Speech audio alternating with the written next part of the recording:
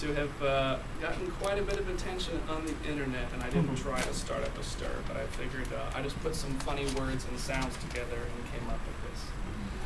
This is called the Tao of Shmeh. It is nothing and everything. It describes moods, feelings, attitudes, weather, opinions. It is Shmeh and much more. It replaces the word nice, though it can often be unkind. The way of Shmeh is the path of the social outsider, though it is an inside joke. It can convey stressful loads. It will complain throughout. Shmeh for art critics. Shmeh for bitterness. Shmeh for descriptions. One cannot be Shmeh. One can perform it. One can express it. The way of Shmeh is the method of the witty seducer, though it falls on deaf ears. Most importantly, Shmeh is used for self-entertainment. Enlightening an uninformed person to the circle of Shmeh is considered quite an honor. Shmeh brings forth a smile. So when in doubt, Shmeh.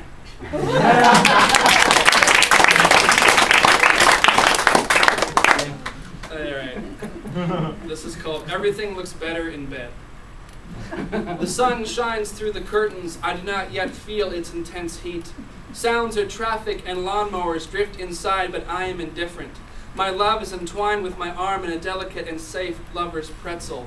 It is Saturday, and the entire world can wait for me to greet the day. It is Saturday, and I am in no rush to be blindsided by dramas galore. It is Saturday, and all my projects can wait yet another hour for me. It is Saturday, and I do not owe anyone anything before my morning coffee.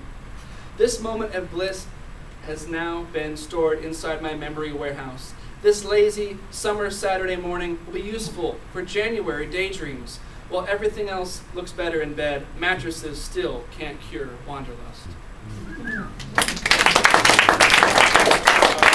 going to take you on a journey back 3 years ago, and I think everyone can relate to dating someone who wanted to be a martyr. This is called Tragic Girl.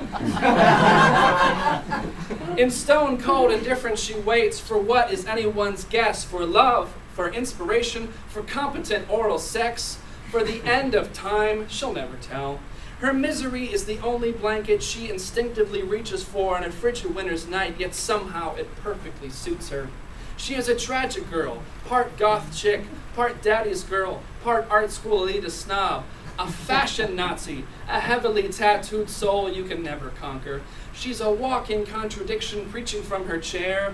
She decides what's cool and can bend it to her will, and she's far too ahead to follow asinine trends. Oh, but why, tragic girl, why? Why must you be this way? What was the turning point? Are you actually still bitter that the high school football captain knocked up the vacant cheerleader instead of getting lost in your condescending gaze? Why the sarcasm? Why the cruel deadpan? Why the cold shoulder when I reach out, you hastily build the wall ever stronger and higher? Face it, you're just a soulless bitch who strives to deepen the abyss after the painful divorces of her parents and her own crash and burn relationships. Clearly you need to work on it.